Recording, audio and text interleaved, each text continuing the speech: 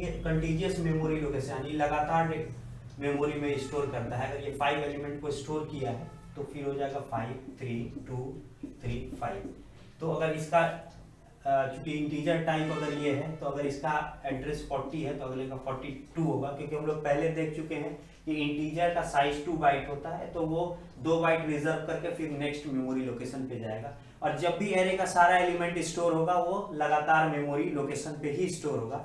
अब हम लोग देखते हैं एरे दो तरह का होता है कि एक होता है सिंगल डायमेंशनल एरे और मल्टी डायमेंशनल एरे। सी लैंग्वेज में दो तरह का एरे होता है, अदर लैंग्वेज में देखेंगे सी शार्प में या विजुअल बेसिक में तो उसमें 3 तरह का होता है, 1 डायमेंशनल, 2 डायमेंशनल और मल्टी डायमेंशनल। लेकिन यहाँ पे हम लोग सी लैंग्वेज में हम लोग 2 डायमेंशन पे देखेंगे, सिंगल डायमेंशन एरे और multi dimension array. Single dimension array पहले हम लोग देखते हैं। सिंगल डायमेंशनल एरे, इसमें सारा एलिमेंट एक ही डायरेक्शन में स्टोर होगा। अभी जैसे हम लोग देखें इंट A5 तो ये सारा इसमें 5 एलिमेंट को स्टोर कर लिया, इस तरह से ये स्टोर हो जाएगा। तो ये हमारा सिंगल डायमेंशनल एरे होता है। ये प्रोग्रामर को मदद करता है कि बहुत सारे वैल्यूज को, एक तरह के वैल्यूज को, एरे में ये लिमिटेशन है कि अगर इंटीजर होगा तो सारा मेंबर जो है वो इंटीजर ही होगा, फ्लॉट होगा तो सारा मेंबर फ्लॉट ही होगा, डबल होगा तो सारा मेंबर डबल ही होगा, एक ही टाइप, सिंगल टाइप। अगर ये डिफरेंट टाइप्स का, अगर डिफरेंट टाइप्स के डेटा को अगर ग्रुप करेगा तो फिर हम लोग आगे चलकर पढ़ेंगे स्ट्रक्चर के बारे में, तो वो बात की बात है। अभी हम लोग एरे में पढ़ रहे हैं तो एरे को डिफाइन कर सकते हैं। Array is a group of similar types of data in A contiguous memory location is called array. तो सिंगल डायमेंशनल एरे इस तरह से करते हैं। अब एक एग्जांपल देखते हैं। एरे में 5 एलिमेंट स्टोर करना है तो एक प्रोग्राम है, program to add 2 array, 2 array को आपस में ऐड करना है। तो जैसे ही जानते हैं कोई भी सी का प्रोग्राम हम लोग लिखते हैं hash include stdio.h void main। इसके बाद हम लोग को लिखना होता है इंट, 2 एरे चाहिए तो पहला एरे ले लेते हैं A5, दूसरा एरे ले लेते हैं B5 और तीसरा जिसमें ऐड करके रखेंगे C5 और एक I रख लेते हैं।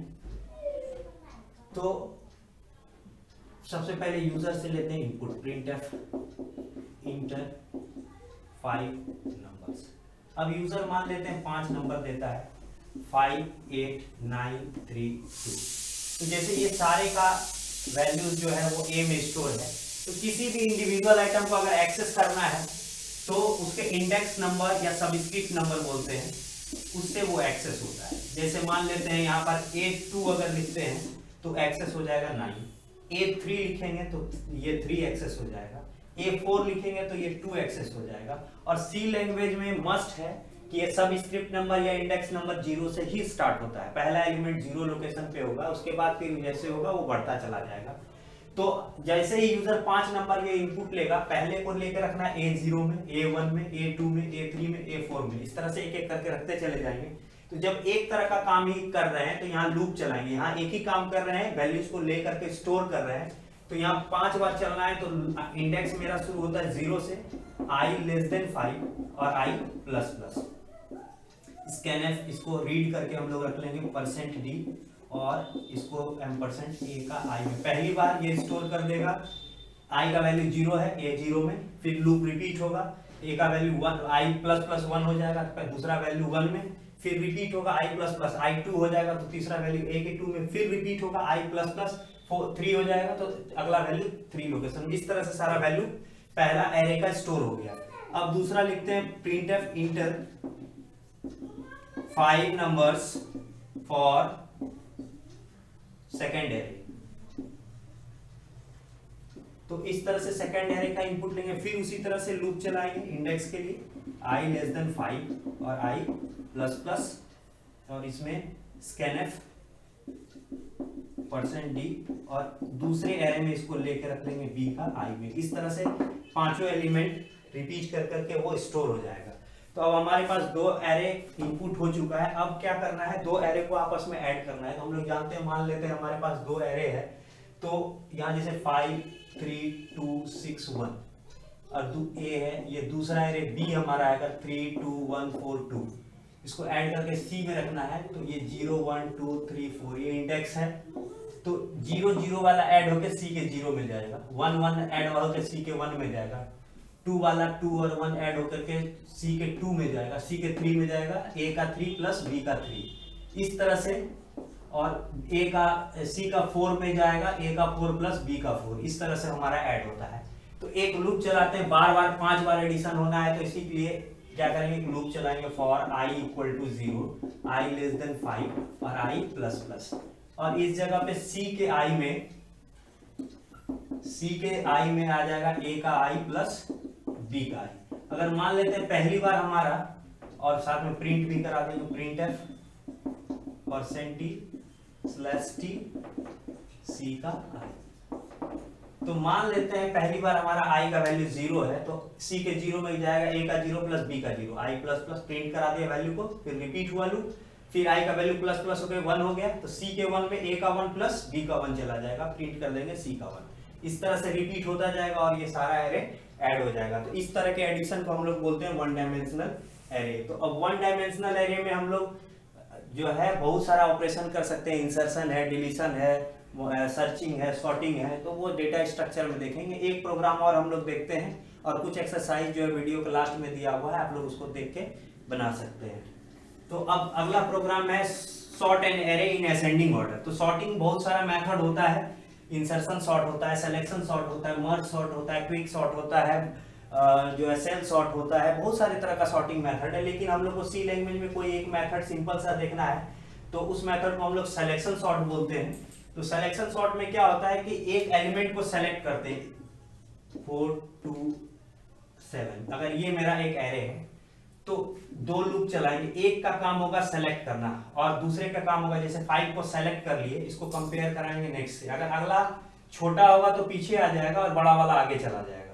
तो एक सिलेक्शन के लिए करते हैं, दूसरा कंपैरिजन के लिए लूप चलाते हैं। तो मान लेते हैं i का 0 वाला अभी सेलेक्ट किए हैं, इसको कंपेयर किए 1 से, ये इधर आ जाएगा क्योंकि ये छोटा है, फिर ये सेलेक्ट है, j बढ़ जाएगा, j हो जाएगा 2, j फिर 2 से कंपेयर होगा, सेम रह जाएगा लिस्ट क्योंकि ये वाला छोटा है, इसको पहले ही होना चाहिए, फिर j हो जाएगा 3, ये फिर कंपेयर होगा इससे, फिर ये इधर आ जाएगा 2 5 4 3 7, j हो जाएगा 4, ये फिर लास्ट वाले से कंपेयर होगा, सेम क्योंकि ये है तो लिस्ट हो जाएगा, सेम का सेम रह जाएगा। अब यहाँ j खत्म हो चुका है, लास्ट में जा चुका, अब i अगला को सेलेक्ट करेंगे 1 से, अब j फिर शुरू होगा 2 से, 1 को सेलेक्ट किए 2 से कंपेयर करेंगे, तो ये अगर बड़ा होगा तो आगे चला जाएगा 2 4 5 3 7, फिर j हो जाएगा 3, फिर 1 वाला सेलेक्ट हुआ और वो अगले से कंपेयर हुआ इससे, तो लिस्ट हमारा क्या रह जाएगा, सेम का सेम रह जाएगा, सॉरी 4 कंपेयर होगा उसके नेक्स्ट वाला 1 वाला, ये इसका इंडेक्स है, तो ये i1 है, तो ये 1 वाला कंपेयर होगा 3 से, 3 में ये 3 है, तो ये छोटा है, ये इधर आ जाएगा 2 3 5 4 7, फिर j हो जाएगा 4, अब फिर ये 1 वाला i1 है तो 1 कंपेयर होगा 4 से 7 से, तो सेम का सेम लिस्ट रह जाएगा 2 3 5 4 7, i हो जाएगा 2, फिर j कंपेयर होगा 3 से, यानी ये 2 वाला कंपेयर होगा 3 से, ये बड़ा है वो छोटा है, छोटा इधर आ जाएगा 2 3 4 5 2 3 4 5 7, अब इसके बाद j फिर हो जाएगा 4, यानी ये 2 वाला मेरा कंपेयर होगा 4 से, तो चूंकि ये छोटा है ये बड़ा है तो सेम का सेम रह जाएगा, अब i इक्वल टू वैल्यू हो जाएगा 3, अब j कंपेयर होगा 4 से, क्योंकि i है तो ये इसके आगे वाले से, तो ये 2 3 4 5 7, अब ये 5 कंपेयर होगा 7 का, तो चूंकि क्या है कि ये छोटा है ये बड़ा है तो सेम का सेम हो जाएगा, तो फाइनली ये हमारा सॉर्टेड हो जाएगा। क्योंकि इसको अरेंज कर दिए तो अब ये ऑटोमेटिकली अरेंज हो जाएगा, इसलिए एक कम बार i चलेगा, तो हमारा i हुआ सिलेक्शन के लिए और j हुआ कंपैरिजन के लिए।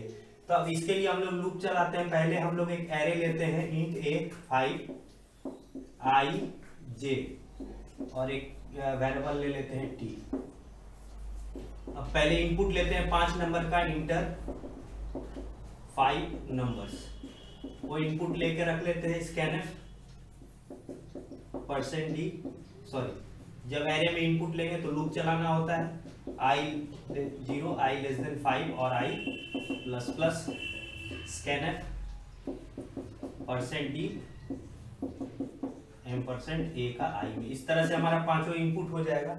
अब अरेंज करने के लिए दो लूप चला रहे हैं। For I equal to 0, I less than, यहाँ 5 एलिमेंट है तो लेस देन 5 नहीं होगा, एक कम, क्योंकि 4 को अरेंज कर देंगे तो 5वां खुद ब खुद अरेंज हो जाएगा, इसलिए लेस देन 4 और आई प्लस प्लस एक एक बढ़ता जाएगा। अब इस आई के अंदर एक और लूप है जे, फॉर जे इक्वल टू, जे शुरू कहाँ हो रहा है, जब 0 है तो 1 से, 1 है तो 2 से, 2 है तो 3 से, 3 है तो 4 से, यानी जे शुरू हो रहा है आई प्लस 1 और जे छोटा होगा 5 से और जे प्लस प्लस। अब इसके अंदर क्या करेंगे, कंपेयर कराएंगे ए का आई को ए का जे से। तो कंपेयर कराएंगे इफ, अगर ए का आई ये वाला बड़ा होगा ए के जे से, बड़ा होगा ए के जे से, तो वैल्यू आपस में स्वैप कर जाएगा। स्वैप का मतलब ये इसके इसमें और इसका वैल्यू इसमें। तो देखते हैं कैसे स्वैप करेंगे। स्वैप करने के लिए सपोज कीजिए हमारा 2 ग्लास है, इसमें मिल्क है, इसमें वाटर है, तो इसका ए नाम देख देते हैं, बी। तो इन दोनों को स्वैपिंग करने के लिए एक तीसरा लेना होगा, जो यहाँ पे हम लोग वेरिएबल लिए हुए हैं टी। पहले ए वाले को इसमें टी में डाल देंगे तो ये खाली हो जाएगा।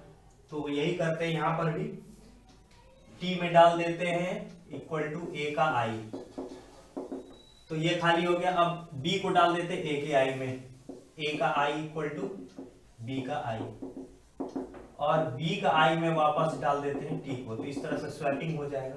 अगर ऐसा नहीं होता है तो लूप रिपीट करता जाएगा, ये जे वाला लूप बंद हो गया, ये आई वाला लूप बंद हो गया। तो इस तरह से हमारा सॉर्टिंग हो जाएगा लास्ट तक में। अब इसको प्रिंट करा देंगे, for I equal to 0, I less than 5 और आई प्लस प्लस। अब इसके अंदर प्रिंट करा देंगे प्रिंट एफ %d/t ए का आई। ये मेरा प्रोग्राम हो गया। तो इस मेथड को बोलते हैं सिलेक्शन सॉर्ट। इससे आसानी से हम लोग किसी भी एरे को असेंडिंग या डिसेंडिंग ऑर्डर में सेलेक्ट कर सकते हैं, अरेंज कर सकते हैं, सॉर्ट कर सकते हैं। तो ये हम लोग असेंडिंग ऑर्डर में किए, डिसेंडिंग ऑर्डर में करना है तो जस्ट इसको उल्टा कर देंगे, ये डिसेंडिंग ऑर्डर में हो जाएगा। और डेटा स्ट्रक्चर जब हम लोग डेटा स्ट्रक्चर की बनाएंगे तो उसमें 7-8 तरह का जो भी हमारा सॉर्टिंग मैकेनिज्म है वो देखेंगे, सॉर्टिंग मेथड्स देखेंगे। अब हम लोग आते हैं मल्टी डायमेंशनल या 2 डायमेंशनल एरे में। मल्टी डायमेंशनल एरे में क्या होता है कि जो भी डेटा होगा वो रॉ और कॉलम वाइज में स्टोर होगा, इस तरह से 4 2 1 6 5 3 2 1। अगर ये पूरे को एक मल्टी डायमेंशनल एरे मानेंगे या मैट्रिक्स भी कहते हैं उसको, तो इसमें 3 रॉज है और 4 कॉलम्स है, और इसमें भी इंडेक्स 0 1 2 ये रॉ इंडेक्स हो गया, और ये कॉलम्स है, ये कॉलम इंडेक्स हो गया। तो अगर हमको इसको एक्सेस करना है इसको, तो लिखेंगे ए का 1 रॉ नंबर और कॉलम नंबर हो जाएगा 2। सिमिलरली इसको एक्सेस अगर करना है तो रॉ नंबर 2 और इसका कॉलम नंबर है 3। तो इस तरह से आउटपुट 1 हो जाएगा। तो इस तरह के एरे को हम लोग 2 डायमेंशनल एरे बोलते हैं या मैट्रिक्स भी बोलते हैं। तो इस तरह से टेबुलर डेटा को हम लोग को स्टोर करना है तो हम लोग मैट्रिक्स का इस्तेमाल कर सकते हैं, और मैट्रिक्स का सारा वैल्यूज को एक्सेस करने के लिए रॉ सबस्क्रिप्ट और कॉलम सबस्क्रिप्ट को इस्तेमाल करके हम लोग एक्सेस आसानी से कर सकते हैं। अब एक प्रोग्राम देखते हैं 2 मैट्रिक्स को ऐड करने का। Program to add 2 matrix.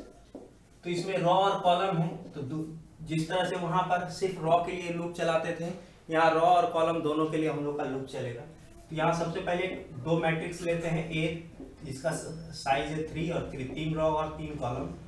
B का साइज है 3 और 3, और एक सी जिसमें ऐड करके रखेंगे 3 और 3। लूप चला देंगे रॉ के लिए एक और एक कॉलम के लिए, आई और जे। अब सबसे पहले इंटर 9 नंबर्स और फर्स्ट मैट्रिक्स। पहले मैट्रिक्स के लिए 9 नंबर लेते हैं इनपुट।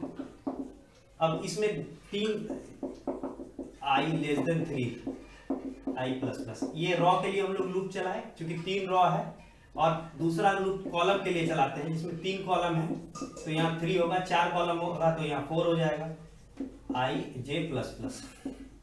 इसके अंदर स्कैनफ %d और इसको m% a के i और j में हम लोग इनपुट ले लेते हैं। उसी तरह से हमारा दूसरा लूप चल जाएगा इनपुट के लिए सेकंड मैट्रिक्स का printf enter 9 numbers for second matrix. जो भी इनपुट होगा फिर लूप चलाएंगे for i equal to 0, i less than 3, i plus plus, फिर for j equal to 0, j less than 3 और j plus plus. Scanf %d और लेकर रख लेंगे b का i और j। ये हमारा इनपुट हो गया a में और दूसरा इनपुट हो गया b में। अब दोनों को ऐड करना है तो हमको पता है कि यहाँ पर भी क्या होता है कि इंडेक्स a का i और j का b का i और j के साथ ऐड होकर c के i और j में रखा जाएगा। तो इसके लिए फिर हम लोग को दो लूप चलाना होगा for i equal to 0, i less than 3, i plus plus, और for j equal to 0, j less than 3 और j प्लस प्लस, और c का i और j इक्वल टू a का i और j प्लस b का i और j। Input हो गया हमारा, सॉरी ऐड होके c के i j में रख गया। साथ साथ में बार बार प्रिंट भी होगा, printf %d, उसको प्रिंट करा देंगे /t टैब स्पेस के लिए, और c का i और j को प्रिंट भी करा देंगे साथ साथ में।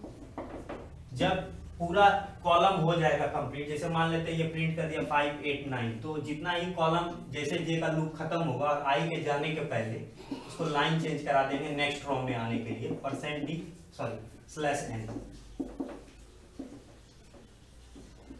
और ये वाला लूप फिर चला जाएगा ये में। फिर इस तरह से ये हर एक रो के लिए 3 बार कॉलम चलेगा, उसको ऐड करेगा और साथ साथ में प्रिंट कराता चला जाएगा, और ये मेन जो ओपन हुआ था इस तरह से हो जाएगा। तो इस तरह से हम लोग मैट्रिक्स का ऐड बना सकते हैं। इसके अलावा मैट्रिक्स का मल्टीप्लाई हो सकता है, हम लोग उसका ट्रांसवर्स कर सकते हैं, या फिर उसको क्या कर सकते हैं, डायगोनल्स नंबर्स को ऐड कर सकते हैं। तो नेक्स्ट हम लोग प्रोग्राम देखते हैं दो मैट्रिक्स को कैसे ऐड करते हैं, तो सॉरी मल्टीप्लाई करते हैं। ऐड तो हम लोग देख चुके हैं, अब प्रोग्राम बना है program to multiply two matrix, program to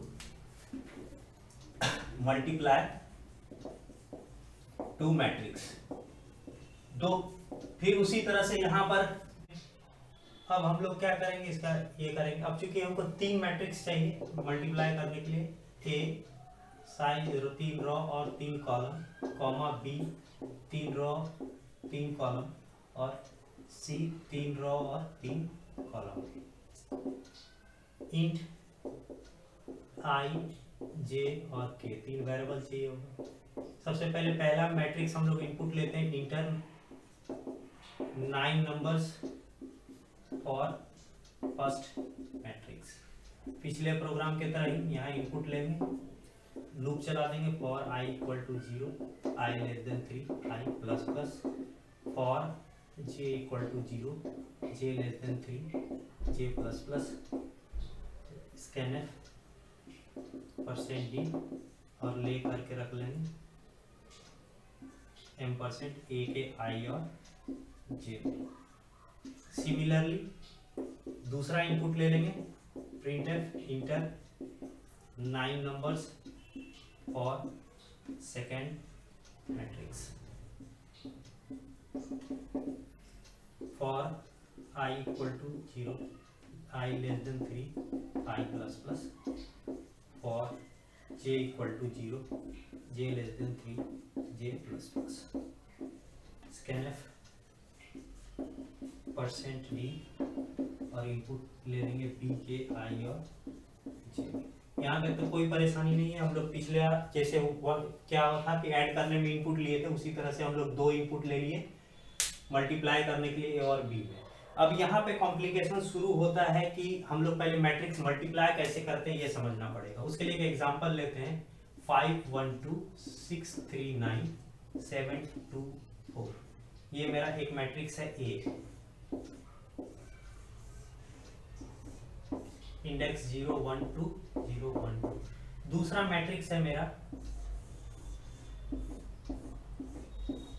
3 1 4 2 1 3 7 2 5। हमको ऐड करके रखना है तीसरे मैट्रिक्स में।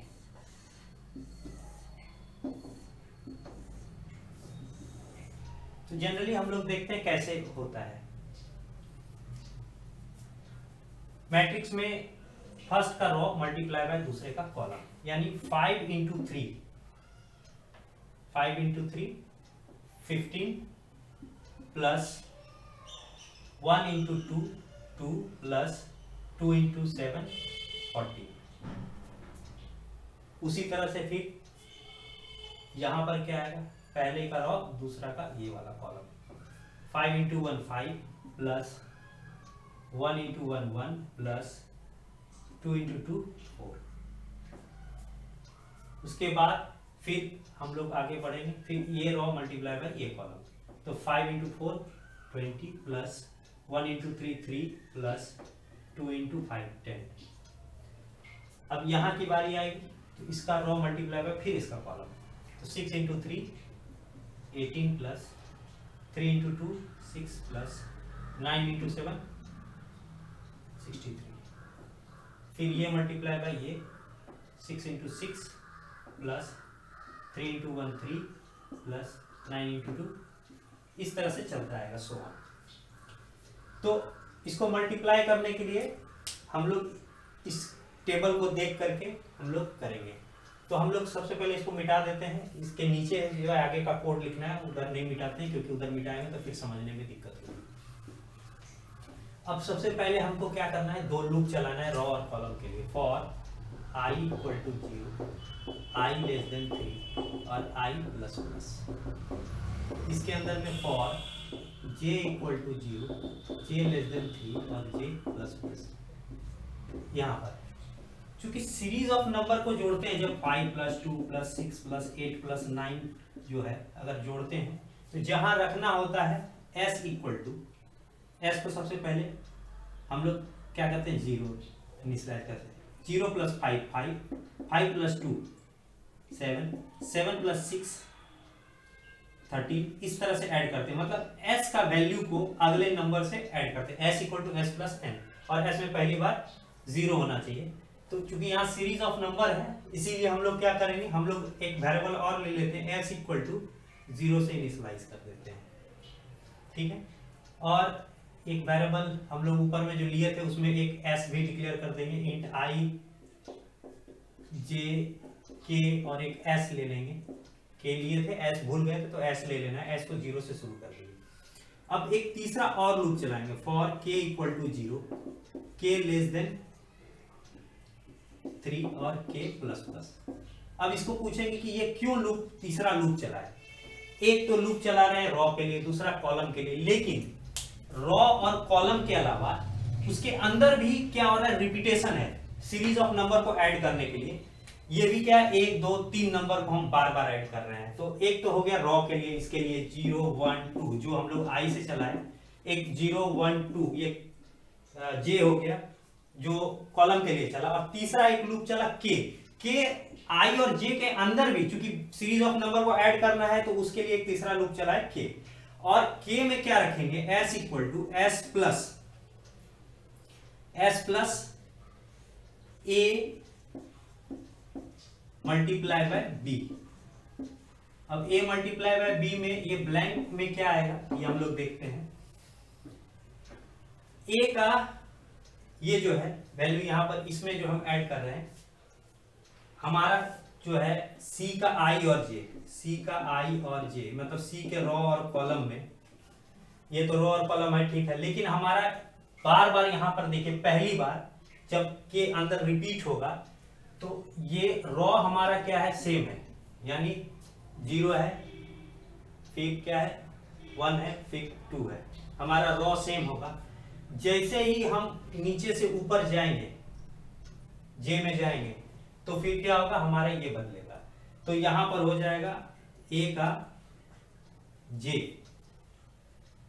और ये चूंकि बार बार क्या होगा, ये बढ़ रहा है तो यहाँ हो जाएगा जे के, और बी का हो जाएगा हमारा, चूंकि यहाँ पर ये फिक्स है, ये बार बार हमारा बदलेगा जितने बार टाइम होगा, क्योंकि इसका इसके साथ ये होगा इसके साथ, यानी ये वाला तुरंत बदल जा रहा है तो यहाँ हो जाएगा के, और जैसे ही ये फिर रिपीट होगा, के खत्म होगा, नेक्स्ट में हमारा जैसे ही ये आएगा फिर हमारा रिपीट होगा यहीं से, तो यहाँ पे हमारा हो जाएगा फिर हमारा जे और के। तो इसको हम लोग ड्राई रन करके रखते हैं, फिर एस का वैल्यू को एस में रख देंगे और फिर ये बंद हो जाएगा और तीनों लूप हमारा बंद हो जाएगा। एक बार फिर से हम लोग इसको ड्राई रन करके देखते हैं कि कैसे ये काम कर रहा है। इसके लिए थोड़ा सा हम लोग को लिखना होगा, किसको किसको हम लोग मल्टीप्लाई कर रहे हैं, किसको किसको ऐड कर रहे हैं। तो फिर से लेते हैं 5 3 6 1 2 3 4 3 2 3 2 1 1 4 3 6 1 2। अब ये हमारा सी है,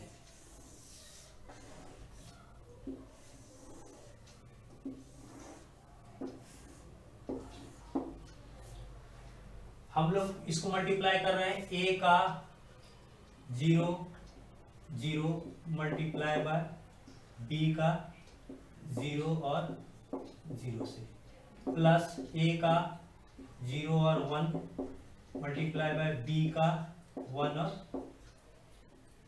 इससे 1 और 0 से, प्लस ए का 0 और 2 मल्टीप्लाई बाय बी का नीचे वाला, इससे इसको इससे कर रहे हैं तो ये हो जाएगा 2 और 0 से। सिमिलरली यहाँ पर आ जाएंगे, ए का अब फिर ये मल्टीप्लाई होगा इससे, ए का होगा 0 0 मल्टीप्लाई बाय बी का 1 और 0 और ये 1 से, 0 0 से, 0 और 1 से, कॉलम बदल गया, प्लस ए का 0 और 1 मल्टीप्लाई बाय बी का इससे, यानी 1 और 1 से, प्लस ए का 0 और 2 यानी ये मल्टीप्लाई बाय इससे, मल्टीप्लाई बाय बी का 2 और 1 से।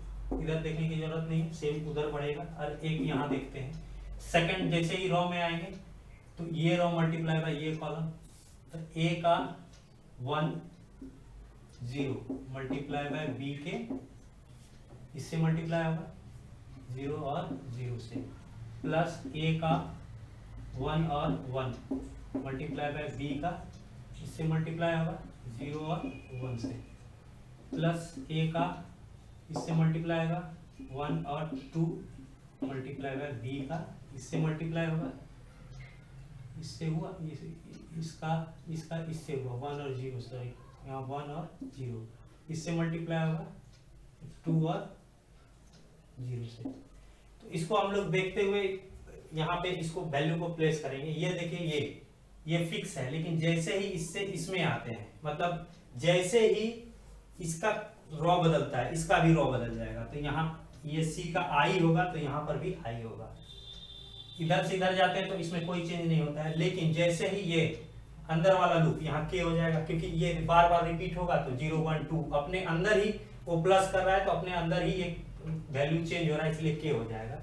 यहाँ पर जो है बार बार ये चेंज हो रहा है तो यहाँ पे हो जाएगा के, क्योंकि इसके अंदर ही वैल्यू चेंज हो रहा है और अंदर के लिए लूप चलाए हैं के। लेकिन जैसे इसको यहाँ से यहाँ जाते हैं, कॉलम जैसे ही बदलता है तो हमारा क्या होता है कि ये वाला वैल्यू सेम रहता है, तो वहां के हो जाएगा। और यहाँ पर क्या होगा, ये वाला ये हम लोग जैसे यहाँ आते हैं 1, कॉलम बदलने के साथ ये बदल जाता है, लेकिन रॉ बदलने के साथ ये नहीं बदलता है। जैसे ही कॉलम बदलेंगे, कॉलम के लिए हमारा कौन सा लूप है, जे। तो इस तरह से हम लोग ये वाले टेबल के अनुसार से ये आई के और जे इस तरह से हम लोग पुट कर लेंगे इसको देखने के बाद, क्योंकि ये फिर जैसे ही लूप जैसे रॉ चेंज होता है, ये रॉ चेंज होने के साथ ये चेंज होता है, तो रॉ के लिए आई लूप चलाए हुए हैं, और ये कॉलम नहीं भी चेंज हो रहा है फिर भी अंदर में चेंज हो रहा है, इसके लिए के चलाए हैं। यहाँ पे ये रॉ कॉलम कुछ भी चेंज नहीं हो रहा है फिर भी ये चेंज हो रहा है, तो यहाँ पे के दे दिए। यहाँ पर क्या हो रहा है कि यहाँ पर ये रॉ चेंज नहीं हो रहा है तो ये भी चेंज नहीं हो रहा है, इधर से इधर जाए, जैसे कॉलम चेंज होता है तो इसका वैल्यू चेंज हो जाता है। तो कॉलम के लिए हम लोग क्या चलाएंगे, देखिए यहाँ कॉलम चेंज नहीं हुआ है तो यहाँ 0 है तो यहाँ भी 0, यहाँ 1 है तो यहाँ भी 1, यहाँ 2 है तो यहाँ भी 2 होगा। तो इस तरह का टेबल बना करके हम लोग ये कर सकते हैं। तो ये हमारा हो गया कैलकुलेशन। और फिर जो सम आया उसको रख दिए सी के आई और जे में, तो सी के आई और जे में असाइन कर दिए। अब इसका वैल्यू को हम लोग क्या करेंगे, इसको प्रिंट करा देंगे। प्रिंट कराने के लिए फिर उसी तरह से हम लोग क्या करेंगे, लूप चलाएंगे और लूप चला के प्रिंट करा देंगे। और i equal to 0, i less than 3 और i प्लस प्लस, और j equal to 0, j less than 3 और j प्लस प्लस, और printf %d slash t c का i और j, और इसके बाद प्रिंटफ स्लैश n, और ये बंद, ये मेन बंद। इस तरह से हम लोग इस या तो एक सरल तरीका है, शुरुआत में समझ में नहीं आए तो ये वाला फॉर्मूला याद कर लीजिए।